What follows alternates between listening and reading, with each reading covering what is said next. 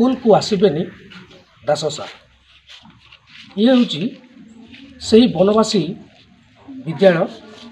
नुआपदर जो विद्यालय प्रधान शिक्षक भाव में दायित्व नहीं दास सार किछि दिन तले सड़क दुर्घटन अकाल वियोग पर सारा स्कूल आज श्रीहीन हो पड़ी शोकागल परिवेश सृष्टि होती एवं दुखरे भांगी पड़ी स्कूल सहकर्मी ठू आरंभ कर छात्र छात्री अभिभावक स्कूल परिचालना कमिटी एवं समग्र नुआपदर अंचलवासी आज सार को श्रद्धांजलि देवा उद्देश्य स्कूल परिसर में शोकसभा चली शोकसभा उपस्थित अच्छा अंचल आबाल वृद्ध वनिता सार केवल जड़े शिक्षक नथिले सार थिले जड़े आदर्श शिक्षक एवं ये मनीष तैयारी कारखाना रे सार अनेक मनीष तैयारी करछले आम आज पहुँचीचु से स्कूल रे एवं स्कूल रे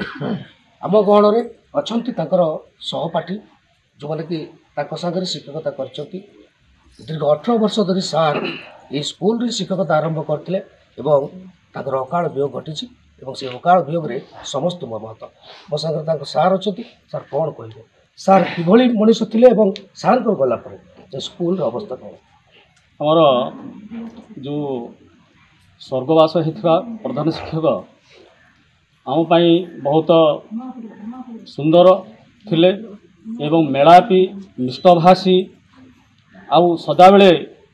आमर छात्र छात्री मान कहती रे पिले तुम भितर आईएएस ओएएस ऑफिसर सब बाहर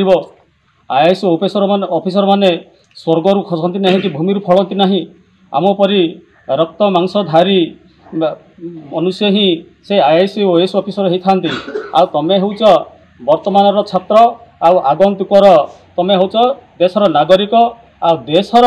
दायित्व तुम मानक मध्य न्यस्त अच्छी ए कथा यही भाव में आमर स्वर्गत रविचंद्र दास सार पुंखानुपुंख भाव में पिला सुंदर भाव में बुझाऊे एवं पिला आमर स्टूडेंट माने मध्य तांकर कथारे अनुप्राणित होकि सुंदर भाव में सम्मान देउथिले सार मध्य छात्र छात्री मानक भल भाव में सम्मान देके भल उत्तम मानर शिक्षा दान देउथिले निश्चित भाव में सार बहुत मनीष तैयारी करछंती एवं गोटे अमायिक व्यक्तित्व भाव में सारा अंचल एक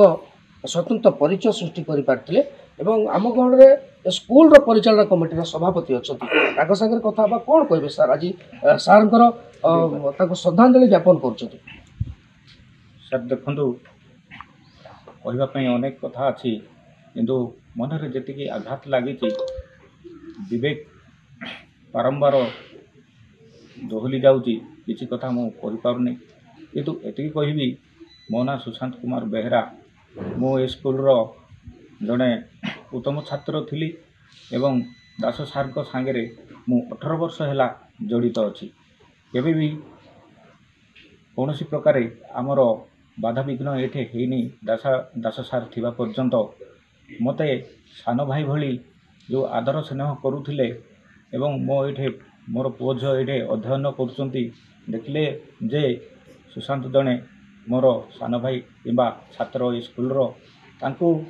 एठिकार किछि दिन पई सभापति दायित्व देले सी सुचारू रूपे आमर भद्र व्यक्ति मानकु ग्रामांचल लोक मानकु धरी स्कूल उन्नति करि परिबो सेथिपई मते दायित्व देइथिले तांको सागरे मु जड़ित थिली स्कूल उन्नति पई जहाँ भी हो आमर दास सार निजे निजे केबे काम करंती नाही स्कूल परिचालना कमिटी को धरिक काम करती ग्रामांचल बुद्धिजीवी मानकु धरी काम करती एवं आमर स्कूल शिक्षक शिक्षयित्री भाई मानकु जेतिकी सान भाई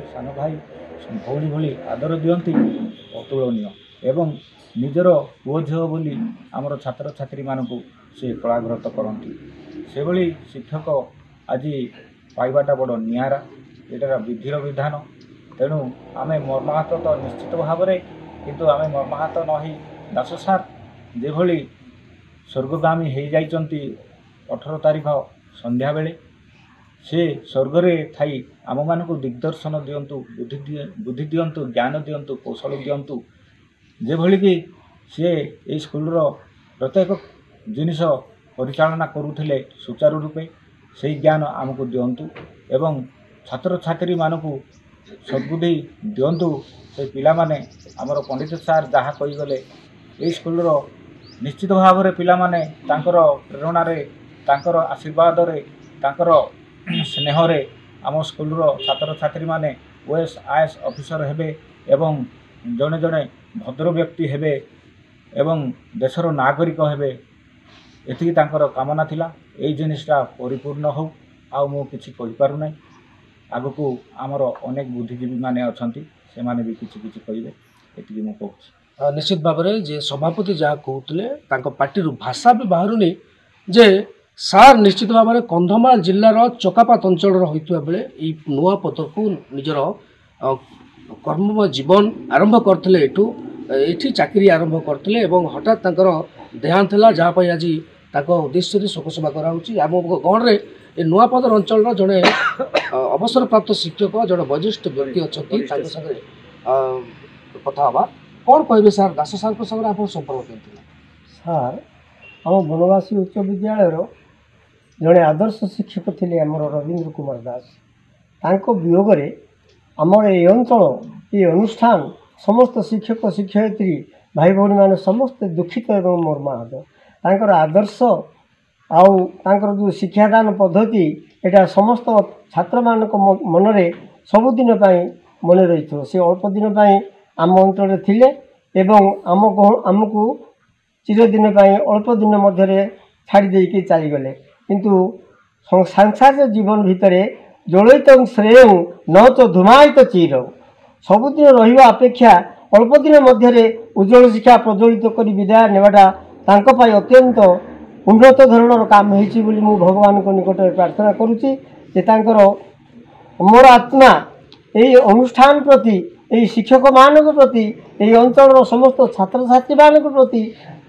ସ୍ୱର୍ଗରେ ଥାଇ ଆଶୀର୍ବାଦ କରନ୍ତୁ ଯେ ଏହି ଅନୁଷ୍ଠାନର ସର୍ବାଙ୍ଗୀନ ଉନ୍ନତି ହେଉ ଏବଂ ଏହି ଅଞ୍ଚଳର ସମସ୍ତ ଛାତ୍ରଛାତ୍ରୀମାନେ ଉନ୍ନତ ଧରଣର ଶିକ୍ଷା ଲାଭ କରି ଭବିଷ୍ୟତରେ ଉନ୍ନତ ମାନର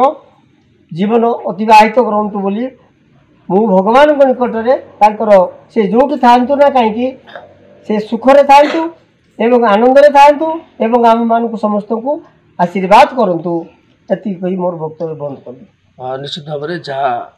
ଦିଗାଳ ସାର୍ କହୁଥିଲେ ଯେ ସାର୍ ତାଙ୍କର ଶିକ୍ଷାଦାନ ଗୋଟେ ଉନ୍ନତ ଧରଣର ଶିକ୍ଷାଦାନ ଥିଲା ଏବଂ ଅନେକ ଛାତ୍ରଛାତ୍ରୀଙ୍କୁ ସିଏ ଏଠି ମଣିଷ କରିଛନ୍ତି। ଏଇ ସ୍କୁଲ ଆରମ୍ଭ ଦିନଠାରୁ ସିଏ ପ୍ରଧାନ ଶିକ୍ଷକ ଭାବରେ କିଛି ଦିନ ହେଲା ଦାୟିତ୍ୱ ନେଇଥିଲେ ଏବଂ 18 ବର୍ଷ କାଳ ସେ ଏଠି ଶିକ୍ଷାଦାନ କରିଥିଲେ ଏବଂ ଆଜି ତାଙ୍କର ଦେହାନ୍ତ ପରେ ସ୍କୁଲ ପରିସରରେ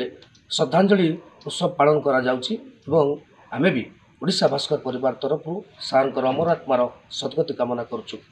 କନ୍ଧମାଳ ଜିଲ୍ଲା ବିରିଙ୍ଗିଆ ବ୍ଲକ ନୂଆପଦର ସ୍କୁଲ ପରିସରରୁ ସୁବ୍ରତ କୁମାର ମହାନ୍ତି, ଓଡ଼ିଶା ଭାସ୍କର।